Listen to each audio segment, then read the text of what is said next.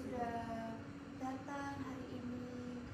Silakan kamu duduk dengan rileks, dengan posisi yang nyaman ya. Saya juga senang kamu bersedia datang ke sini, meluangkan waktu kamu untuk pertemuan ini. Terima kasih juga Bu sudah mau meluangkan waktu untuk saya. Sama-sama Bella. Terima kasih juga kamu udah menyempatkan waktu untuk hadir ke sini ya Bella. Silakan kamu duduk dengan nyaman, dengan rileks ya. Terima kasih ya Bu. Oke, kamu relax aja ya Bella. Apapun yang kamu ceritakan nanti, Ibu tidak akan menghakimi kamu.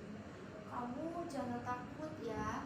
Apapun yang kamu ceritakan hari ini di ruangan ini, itu akan Ibu jaga, akan Ibu rahasiakan. Jadi kamu jangan takut ya. Kamu di sini di tempat yang aman. Terima kasih ya Bu. Oke, sama-sama Bella. Apa kamu udah siap untuk memulai konseling pada hari ini? Saya sudah siap Bu. Baik, kita mulai ya. Bagaimana perasaan kamu sekarang, Bella? Saya tidak tahu Bu mau bilang apa. Perasaan saya saat ini kayak campur aduk gitu Bu. Ibu bisa melihat bahwa kamu sedang mengalami masa yang berat ya. Terima kasih karena tetap memilih datang ke sini. Tidak semua orang sekuat kamu, Bella. Saya rasa saya datang karena saya nggak tahu lagi harus apa Bu. Semua kayak nggak ada gunanya sekarang. Kamu tidak sendirian, Bella. Di sini kamu bisa jadi dirimu apa adanya. Kita akan coba bersama-sama memahami semua ini. Tak ada tekanan dan juga nggak ada penilaian tentang diri kamu. Baik Bu, terima kasih ya Bu. Saya harap Ibu dapat membimbing saya dalam konseling. Ya Bella, tentu saja Ibu akan selalu ada buat kamu. Kalau kamu merasa nyaman, ceritakanlah apa yang paling mengganggumu akhir-akhir ini, Bella. Saya baru putus dari pacar saya Bu. Tapi yang lebih menyakitkan gara-gara dia selingkuh sama teman saya sendiri Bu. Teman saya yang sangat saya percaya banget. Saya ngerasa kayak dikhianati habis-habisan Bu. Itu pasti menyakitkan ya Bella. Kehilangan dua orang sekaligus yang sangat berarti buat kamu. Ibu mengerti itu bukan hal yang mudah. Oke Bella, Ibu mengerti. Kamu pastinya melewati hal terpuruk ini tidaklah mudah ya Bella. Iya Bu, sejak itu saya merasa kayak gak punya siapa-siapa. Saya merasa semua usaha saya sia-sia Bu. Saya gak cukup. Kalau saya cukup, mereka gak akan ngelakuin itu ke saya Bu. Jadi kamu menyalahkan diri kamu sendiri ya atas apa yang telah terjadi. Selalu Bu. Saya mikir saya ini kurang baik, kurang menarik, kurang segalanya Bu. Saya jadi benci dengan diri saya sendiri Bu. Apa yang salah sama saya Bu? Bella, rasa kecewa dan duka itu sangat valid. Kehilangan yang kamu alami bukan hanyalah tentang hubungan, tetapi juga tentang makna dan nilai yang selama ini kamu pegang pada diri kamu sendiri. Saya bahkan sampai susah tidur Bu. Makan jadi nggak teratur. Saya nggak punya energi buat kuliah. Semua terasa nggak penting. Saya juga mulai menjauh dari teman-teman. Mereka juga nggak terlalu peduli kayak gitu. Seolah-olah kamu merasa hidupmu itu kehilangan arah dan makna ya Bella. Apakah betul? Iya Bu, betul. Saya merasa hampa, kosong gitu Bu. Bella,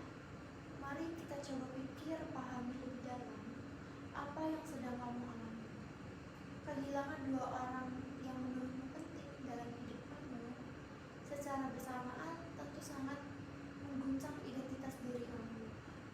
Kamu bisa kehilangan arah ataupun kehilangan makna hidup kamu. Bagaimana kamu memaknai dirimu sebelum peristiwa itu terjadi? Dulu saya pikir saya orang yang bisa diandalkan, Bu. Saya setia, saya peduli. Saya selalu berusaha jadi teman dan pacar yang baik. Saya pikir kalau saya sudah baik, mereka akan tetap di samping saya, Bu. Jadi sebelumnya kamu melihat diri kamu itu sebagai seseorang yang punya nilai lewat seberapa kamu berarti bagi orang lain, ya? Iya, Bu, dan sekarang saya merasa kosong. Seolah semua nilai itu hilang karena mereka ninggalin saya. Saya nggak tahu siapa saya tanpa mereka, Bu. Oke, ketika makna hidupmu tergantung pada relasi eksternal dan relasi itu rusak, maka identitas dan rasa eksistensialmu itu ikut terguncang. Apakah semua merasa asing dengan dirimu sendiri sekarang? Iya, Bu, saya kayak nggak kenal lagi siapa saya. Saya ngerasa semua yang saya bangun selama ini itu bohong. Saya bahkan takut ngaca, Bu, karena saya nggak tahu siapa yang saya lihat. Oke, Bella, itu adalah bentuk keterasingan eksternal eksistensial. Kita merasa terpisah dari makna terdalam hidup kita dan bahkan terpisah dari diri kita sendiri. Apa yang biasanya kamu lakukan yang membuatmu merasa hidup? Saya suka menulis puisi, Bu, tapi udah lama saya berhenti. Saya juga dulu suka ngajarin adik-adik saya belajar, tapi sekarang saya merasa nggak layak menginspirasi siapapun. Padahal hal-hal itu dulu membawa rasa makna, ya. Sekarang kamu kehilangan koneksi itu. Perasaan tidak bermakna, kosong dan tak penting. Diperarah dengan pikiran bahwa kamu tidak layak atau tidak cukup. Iya, Bu, saya merasa keberadaan saya itu nggak ada artinya. Ketika kamu berkata tidak ada artinya, apakah kamu merasa hidup ini tidak adil atau terlalu menyakitkan untuk dijalani? Saya ngerasa hidup ini terlalu kejam, Bu. Bahkan orang yang saya sayang bisa menyakiti saya gitu, segitu dalamnya. Jadi apa gunanya percaya siapapun? Maka rasa kecewa itu bukan hanya pada orang lain, ya, tapi juga pada makna kehidupan itu sendiri. Kamu mempertanyakan segalanya, dan itu wajar, Bella. Ini adalah tahap di mana banyak orang mulai membangun ulang makna hidup mereka dari reruntuhan yang telah dialami oleh mereka. Tapi Ibu, saya nggak tahu harus mulai dari mana. Kita akan mulai dari satu titik kecil, ya, Bella. Mungkin dengan cara menyadari bahwa kamu itu masih ada dan kamu keberadaanmu di sini hari ini sudah mengandung potensi makna yang besar. Baik, Bu, semoga saya sudah siap. Bella, ketika kita terlalu fokus pada luka dan penderitaan kita bisa menjadi terperangkap dalam labirin diri kita sendiri. Tapi bagaimana jika kita mulai memfokuskan diri kita pada sesuatu yang di luar diri kita yang bermakna? Misalnya adik-adik kamu punya adik kan, Bella? Iya. Nah, kamu bisa bermain dengan adik-adik kamu. Coba deh, bagaimana perasaanmu ketika kamu ada untuk mereka? Ya, tentunya saya merasa berguna, ya, Bu. Saya senang dan mereka belajar, senyum, dan berkembang. Nah, lihatlah bagaimana bahkan dalam kondisi kamu merasa rapuh, kamu tetap memberikan dampak positif pada mereka. Fokus kita sekarang bukan hanya menyentuh luka, tetapi memfokuskan energi ke arah yang benar. Jadi saya nggak harus selalu mikirin betapa rusaknya saya, ya. Tepat, ya. Dengan mengalihkan perhatianmu dari penderitaan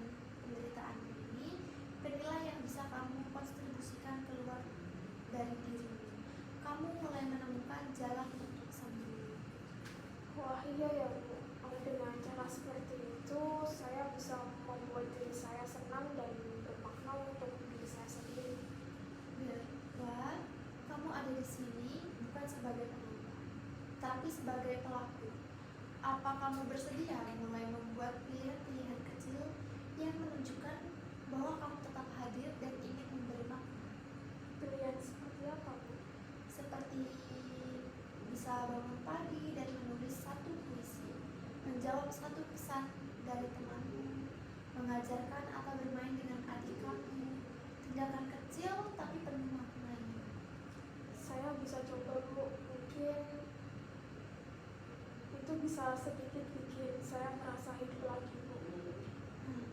Dan dengan setiap tindakan kecil itu, kamu sedang berkata kepada diri kamu dan dunia kamu, aku masih di sini, aku memilih untuk tetap hadir. Dengan seperti itu ternyata dapat memotivasi dan menyentuh hati saya, Bu, meyakinkan bahwa saya itu masih berharga.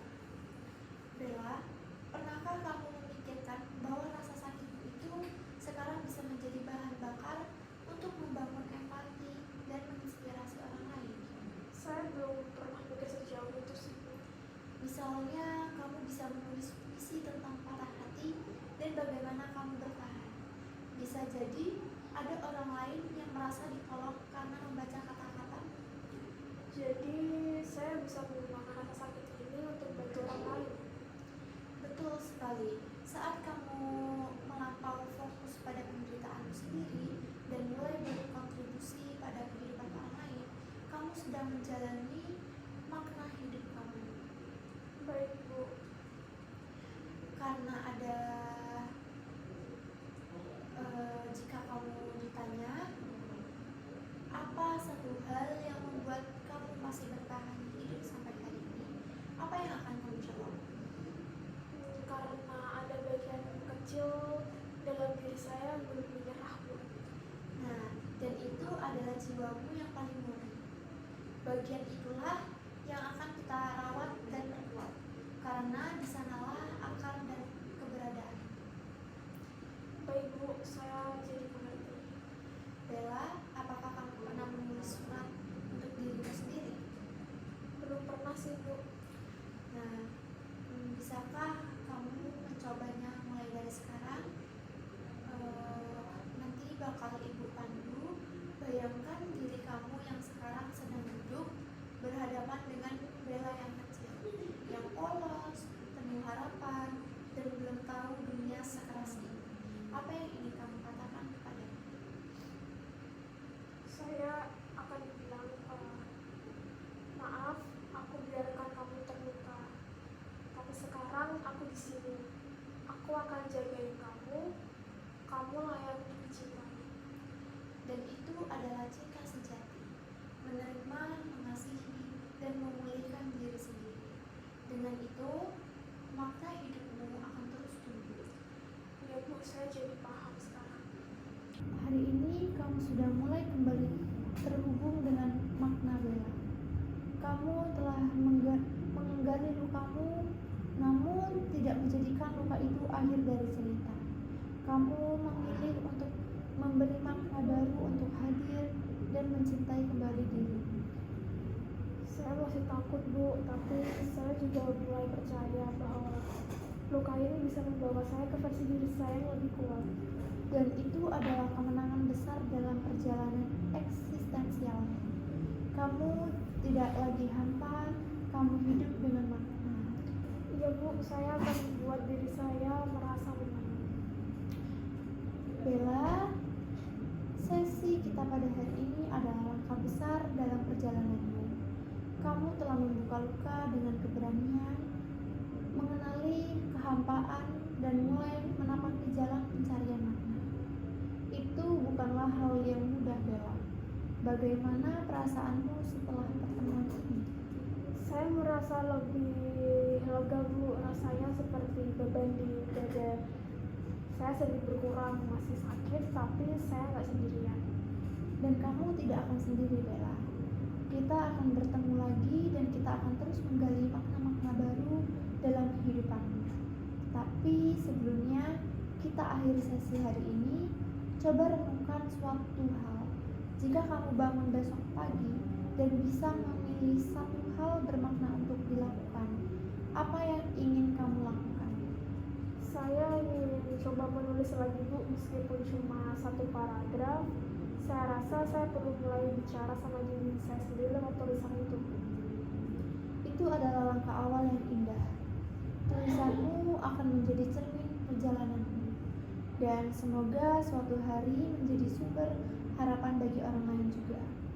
Ibu ingin kamu tahu bahwa setiap kali kamu kembali ke sini, kamu sedang kembali ke diri sendiri yang ingin kamu bangun. Terima kasih ya Bu, saya belum sepenuhnya pulih, tapi saya mulai percaya bahwa saya bisa. Dan itu adalah kemenangan yang sesungguhnya. Kamu tidak perlu menunggu sampai semuanya sempurna untuk mulai hidup dengan makna. Hari ini, kamu sudah memilih untuk hadir, dan itu adalah bentuk keberanian terbesar dalam hidup kamu. Saya nggak pernah memandang kehadiran saya sendiri sebagai keberanian Bu. Tapi itulah kenyataannya. Dalam logoterapi, keberanian untuk tetap eksis dan mencari makna di tengah penderitaan adalah dasar dari penyembuhan. Kamu sudah memulainya, mulai dari tulisanmu, dari satu percakapan yang jujur dengan dirimu sendiri. Itu adalah proses yang penuh makna.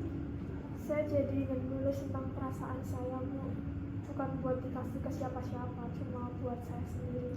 Itu langkah luar biasa, Bella. Menulis untuk diri sendiri adalah cara membangun dialog batin dan memulihkan luka-luka eksistensial. Kamu bisa mulai dengan menulis tentang apa yang kamu rasakan hari ini, tentang langkah kecil yang sudah kamu ambil, dan mungkin tentang harapan kecil yang mulai kamu rasakan kembali. Saya akan coba Bu, saya nggak janji bisa setiap hari, tapi saya mau memulai. Tidak apa-apa, tidak ada keharusan dalam proses penyembuhan.